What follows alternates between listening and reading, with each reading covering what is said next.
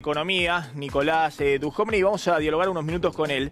Me parece que, gracias por venir, ministro. Gracias por invitarme. Me parece que hay muchos interrogantes respecto a qué está pasando con la economía, ¿no? Ahí veíamos, incluso en la salada, digamos, ¿no? En la economía informal, donde van a comprar la gente que llega con lo justo a fin de mes, que siguen sintiendo que antes estaban mejor.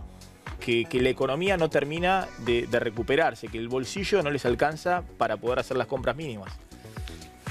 Bueno, venimos de muchísimos años en donde la Argentina sacrificó, digamos, sus reservas, su infraestructura, sus posibilidades de crecimiento futuras en el altar del consumo, ¿no? Especialmente en el segundo mandato de la presidenta Kirchner, la Argentina tuvo políticas macroeconómicas claramente insostenibles, en las cuales el consumo crecía junto con una fuertísima caída de las exportaciones y de la inversión. Fíjate que en el año 2011 la Argentina exportaba 83.000 millones de dólares y la Argentina que recibe el presidente Macri cuando asume es una Argentina que exporta 55.000 millones de dólares producto del cepo. Entonces, es cierto, transitoriamente el gobierno precedente durante algunos años, congelando las tarifas y quemando toda la infraestructura energética, de puertos, de rutas, los trenes, digamos, destruyendo la infraestructura porque los precios que teníamos no generaban inversión, no generaban una reposición del capital invertido. Usando las reservas, emitiendo descontroladamente, pudo generar transitoriamente una sensación de bienestar a través del consumo, pero que no podía ser sostenida en el tiempo si no se saneaba la economía.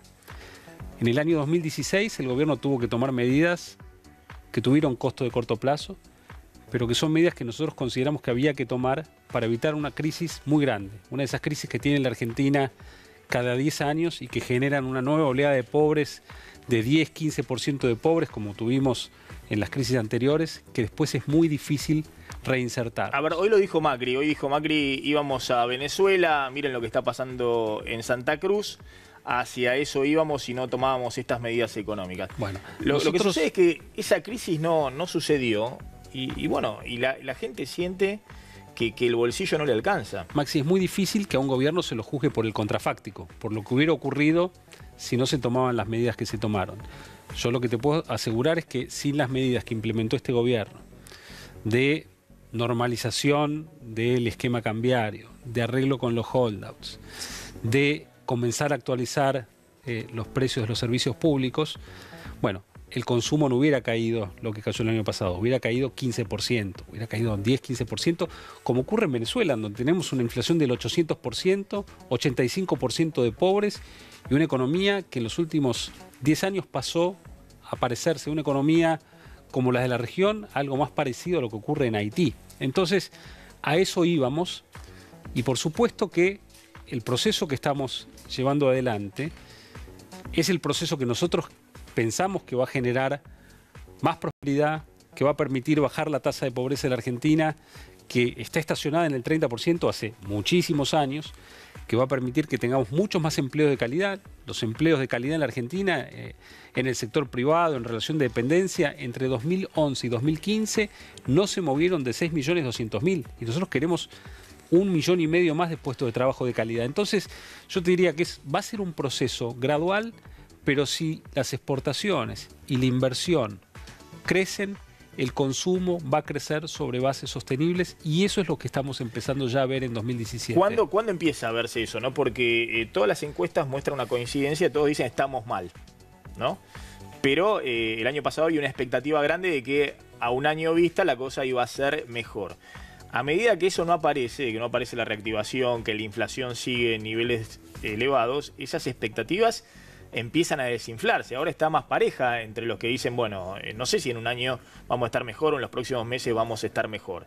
Han caído esas expectativas. El dato de inflación de abril fue 2,6%. La leche, abril del año pasado, abril de este año, la leche aumentó 40%. Y en general los lácteos, ¿no? Según el INDEC, el dato oficial.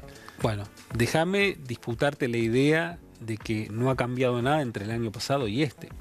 En el primer semestre del año pasado, nosotros somos conscientes de que pasamos por una situación difícil. Se perdieron cerca de 110.000 puestos de trabajo y hubo una caída importante de los salarios reales.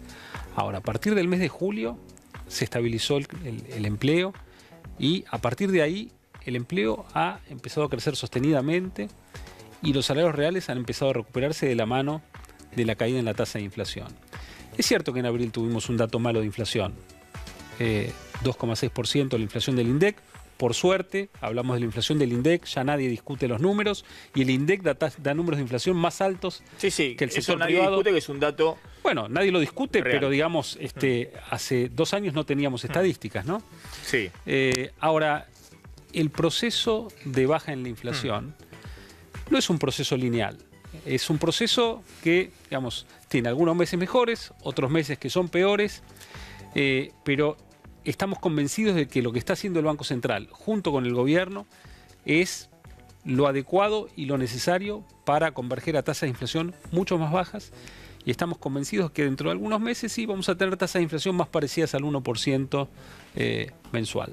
A ver, la meta del 17% de inflación que puso el Banco Central, todos los consultores económicos dicen hoy es imposible de cumplir. Digamos, todos están hablando de 21%, 22%, arriba de 20%.